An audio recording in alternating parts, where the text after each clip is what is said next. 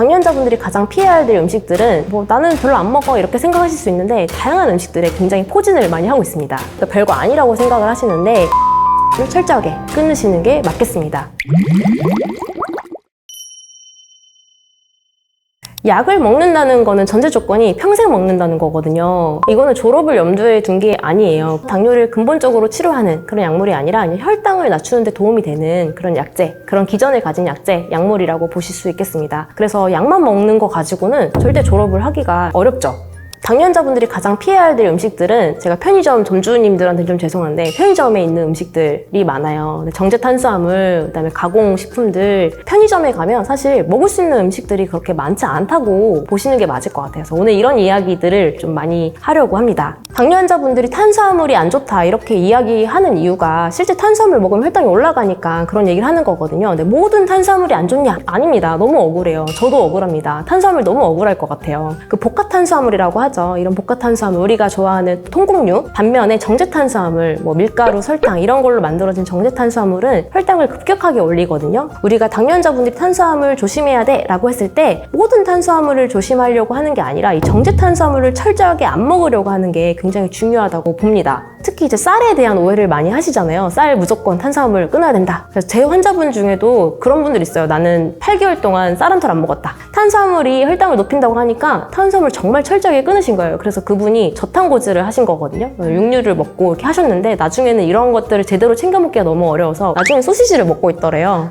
탄수화물 안 먹으려고 다른 거 찾다 보니까 또 간단하게 먹어야 되니까 그래서 결국은 이거 못하겠다 하면서 오셨는데 모든 탄수화물을 다 죄라고 생각하지 마시고 정제탄수화물 이거를 철저하게 끊으시는데 우리가 쌀 소비량이 생각보다 줄고 있거든요. 시간이 지날수록. 그래서 쌀 소비량을 줄고 있는데 당뇨환자는 늘고 있어요. 저는 항상 이 얘기를 해드립니다. 당뇨환자가 오시면 쌀 소비량 줄고 있는데 당뇨환자 늘고 있어요. 그래서 쌀이 모든 죄를 다 갖고 있는 건 아니어가지고 당뇨가 있을 때 당뇨 관리를 할 때 쌀만 줄이려고 노력하는 거는 근본 해결이 안 된다 이런 얘기를 꼭 드리거든요. 식사를 하실 때는 100% 쌀밥보다는 가족들이 먹는 정도의 작곡 비율 가지고 현미도 좋고 뭐 율무도 좋고 수수도 좋고 쌀을 기본적으로 한 50% 정도 넣고 나머지 작곡도 적절하게 섞어서 맛있는 밥을 지어서 복합탄수화물을 맛있게 드시고 정제탄수화물을 철저하게 끊으시는 게 맞겠습니다. 의외 음식, 음료가 있어요. 단맛이 나는 게 결국 탄수화물이니까요. 단맛이 나면 내가 먹으면 안 되는 음료 이렇게 생각을 하셔야 되는데 많은 분들이 음료를 잘 모르세요. 액체니까 그냥 꿀꺽꿀꺽 마시니까 별거 아니라고 생각을 하시는데 콜라 하나, 그다음에 뭐 비타민 음료 이런 데도 각설탕으로 따지면은 뭐 15개에서 20개 정도가 들어간대요. 그 안에. 그래서 우리가 음료를 마시는 게 굉장히 다른 노력들을 하는 거를 처참하게 만들 수 있는 그게 바로 우리가 꿀꺽꿀꺽 마시는 음료입니다. 그래서 결국 물 아니면 믿고 마실 만한 게 별로 없다 이렇게 이해하시면 되겠고 음료는 꼭 끊으셔야 되겠습니다. 설탕 대신에 인공감미료가 들어간 건데요. 설탕이 안 들어갔으니까 제로, 슈가 뭐 이런 식으로 말을 하는 건데 알고 보면 인공감미료가 있어요. 왜냐면 먹으면 맛있거든요. 달잖아요. 이거는 이유가 있는 거예요. 근데 그 이유가 알고 보니 인공감미료인데 이 인공감미료가 당뇨에 좋지 않네? 이런 연구 결과들이 나오고 있습니다. 몇 가지 소개를 좀 드리면 최근에 예일대에서 인공감미료인 스쿠랄로스와 탄수화물을 같이 먹었을 때 인슐린 분비에 악영향을 준다는 연구 결과도 발표됐고요. 그 외에도 스쿠랄로스가 지방세포 생성을 촉진한다는 연구 결과도 있습니다.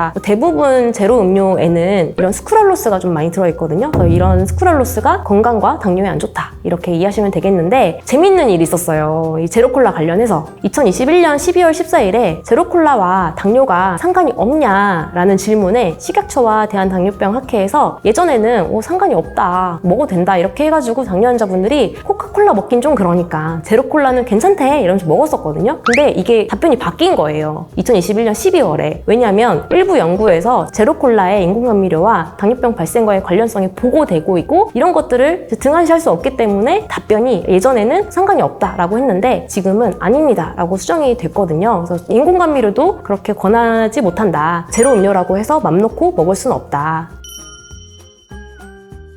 트랜스 지방이 좀 낯설 수도 있는데 이거 굉장히 우리가 많이 먹고 있거든요. 그래서 집중해서 들으셔야 되겠습니다. 지방은 동물성 지방인 포화 지방이 있고 그다음에 식물성 기름인 불포화 지방이 있어요. 근데 액체 상태의 이런 불포화 지방이 산소를 만나면 산패된다고 하죠. 그래서 우리가 참기름, 들기름 이런 거 산패된다 이런 얘기 하는데 이런 거를 방지하고 보관도 더 잘 하려고 불포화 지방을 고체 상태로 가공을 합니다. 고체 상태로 가공하는 과정에서 문제가 생겨요. 왜냐면 트랜스 지방이 생기거든요. 예를 들면 마가린, 슈트닝 이런 거 들어보셨을 겁니다. 합니다. 그래서 이런 것들이 트랜스 지방이 굉장히 많은데요. 포화지방 안 좋다는 이런 얘기는 들어보셨을 거예요. 포화지방이 체내에서 나쁜 콜레스테롤 수치를 높인다 이렇게 알고 계시는데, 문제는 트랜스 지방은 거기에 플러스 좋은 콜레스테롤, HDL 콜레스테롤이라고 하죠. 얘를 낮춥니다. 그래서 트랜스 지방은 포화지방보다 더 안 좋은 지방이라고 보실 수 있는데, 이처럼 콜레스테롤 수치에 직접적인 영향을 주는 트랜스 지방이랑 포화지방은 문제는 심혈관 질환을 유발합니다. 그래서 이런 트랜스 지방을 당연히 안 드시는 게 좋은데, 문제는 잘 몰라요. 어떤 음식에 트랜스 지방이 있는지 잘 모르고 와닿지가 않아요. 여러분이 패스트푸드로 먹는 뭐 햄버거, 감자튀김, 그 다음에 극장에서 먹는 팝콘, 집에서 무심코 먹는 라면, 그 다음에 야식으로 먹는 피자, 치킨, 그 다음에 간식으로 먹는 빵, 도넛 이런 거에 트랜스 지방이 많아요. 트랜스 지방이 뭐 우리가 잘 모르는 개념이라서 뭐 나는 별로 안 먹어 이렇게 생각하실 수 있는데, 다양한 음식들에 굉장히 포진을 많이 하고 있습니다. 실제 어떤 특정 기준치를 넘지 않으면 그냥 트랜스 지방 제로 이렇게 표시를 할 수 있게끔 되어 있어서,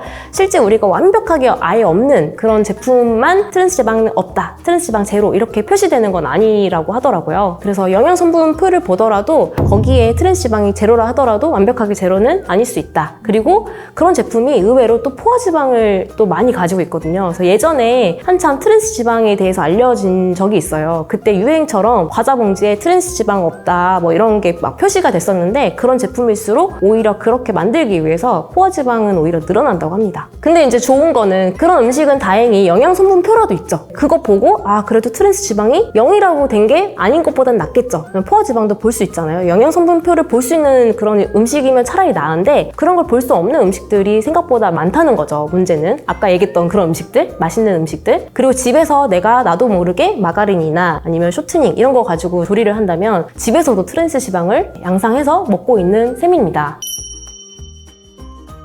믹스커피, 우리가 설탕이 안 좋다고 하는 이유가 설탕이 전제탄수화물이고 혈당을 급격하게 올리잖아요. 근데 믹스커피는 여기에 설탕이 한 1.5스푼 정도 들어있고, 그 다음에 거기에 프림도 들어있어요. 근데 프림이 트랜스 지방이라고 보시면 되거든요. 네, 그래서 카페인만 먹고 싶은데 거기에 설탕도 들어있고 트랜스 지방도 들어있으니 이게 종합적으로 안 좋다 이렇게 이해하시면 되겠는데, 문제는 믹스커피를 너무 사랑하시는 분들이 있습니다. 그래서 그런 분들 같은 경우에는 그냥 딱 하루에 한 잔까지만 드세요 이렇게 말씀을 드리고 있고요. 근데 이게 믹스커피에 대한 이야기가 계속 나오고 있는 저는 그 핵심 근본 이유는 단맛을 너무 사랑하고 단맛에 익숙한 것, 이거라고 생각을 해요. 우리가 몸이 안 좋기 때문에 단맛을 찾는 거거든요. 몸이 안 좋기 때문에 내가 자극적이고 달고 뭐 짜고 이런 거를 자꾸 먹는데, 사실 몸이 좋아지면 담백한 음식들이 좋아집니다. 그런 음식들이 싫어요. 너무 달고 너무 자극적이고 하니까 몸이 싫어하는 건데, 어쨌든 내가 단맛을 찾는다는 거는 아직 몸이 그렇게 좋지 않다. 한약적으로는 특히 소화기가 좋지 않다, 췌장이 좋지 않다. 그래서 이런 음식들을 내가 못 끊고 사랑하는 게 더 근본적인 이유죠. 드실 거면 아메리카노 드시는 게 맞겠고, 만약에 나는 그래도 라떼 먹고 싶다, 라떼까지는 그래도 괜찮은데 기왕이면 아메리카노가 가장 좋습니다. 그러니까 말린 과일이 문제가 뭐냐면 더 달아요. 당지수가 더 높아서 혈당을 더 많이 높입니다. 그리고 더 많이 먹게 돼요. 포만감이 별로 없잖아요. 제가 말린 거 먹어봤는데 이게 그냥 과일 먹을 때보다 더 많이 먹게 됩니다. 그래서 과일은 무조건 통째로 먹는 거, 이게 가장 핵심이라고 볼 수 있어요.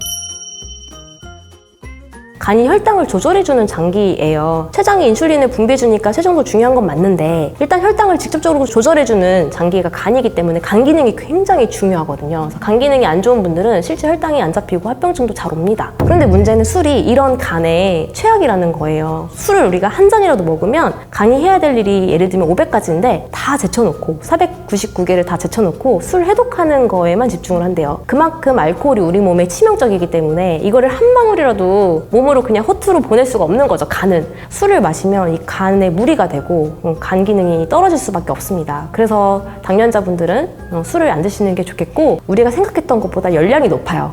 밥보다 소주가 더 열량이 높다는 거 혹시 알고 계셨나요, 여러분? 밥 한 공기보다 소주 한 병이 열량이 더 높대요. 칼로리가 더 높습니다. 그래서 술은 주종과 도수에 상관없이 술 한 잔이 보통 80에서 120kcal라고 하거든요. 술 3잔만 마시면 밥 한 공기 먹는 거랑 똑같은 거예요. 그리고 술이 문제가 뭐냐면 저녁에 먹죠, 주로. 그리고 기름진 안주랑 같이 먹습니다. 그리고 많이 먹게 돼요. 왜냐면 술을 먹으면 먹을 수 있는 양이 더 늘어난대요. 배고픔이 유발돼가지고 더 많이 먹게 됩니다, 평소에. 그래서 비만은 하기가 쉽고요. 그 다음에 술을 또 밤에 먹는데 늦게까지 먹고, 또 술 먹고 이제 집에 가서 자려고 하면 늦은 시간이 되잖아요. 그래서 수면도 방해하고, 그리고 실제 술을 먹으면 잘 자는 것 같은데, 나는 잘 자는 것 같은데 이게 뇌파 측정해보고 하면 더 깊은 잠을 못 잔다고 해요. 나는 잤다고 생각하는데 깊은 잠을 더 못 자는 거고, 실제로 제가 당뇨환자분들 진료해보면 술 먹은 날 유독 더 잘 깨요. 아니면 술 먹으니까 더 일찍 깨요. 술 먹은 날 잠이 더 깊지 않아요. 이런 얘기들 하시거든요. 특히 간 기능 안 좋아지신 분들은 이런 거 더 많이 느끼십니다. 그래서 술이 간에 안 좋고 이런 면에 있어서 술은 반드시 좀 줄이시는 게 좋습니다.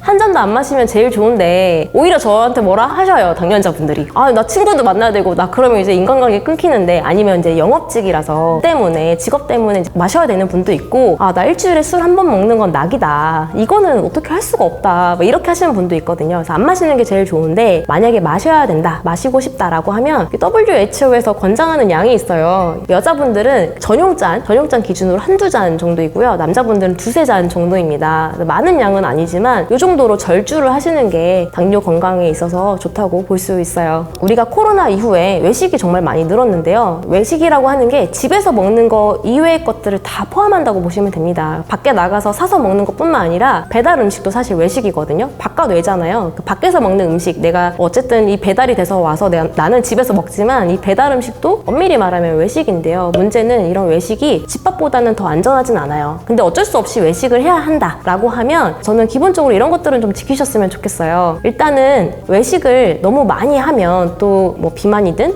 혈당 상승이든 문제가 될 수 있기 때문에 식전에 계란 2개라든지 아니면 우유라든지 뭐 두부라든지 이런 걸 좀 미리 드신다거나, 아니면 먹을 때 다른 사람들이랑 같이 먹는데 얼만큼 내가 먹는지 잘 모르거든요. 그래서 내가 먹을 양을 미리 접시에 좀 덜어놓고 이렇게 먹으면 좀 현명하게 외식을 좀 할 수 있겠다, 이런 생각이 좀 들고요. 그 다음에 외식을 하면 아무래도 집에서 먹는 것을 더 많이 먹게 돼요. 그리고 조미료도 많이 들어갔잖아요. 그래서 밥을 먹고 나서는 무조건 한 20분 정도는 좀 걸으셔야겠습니다.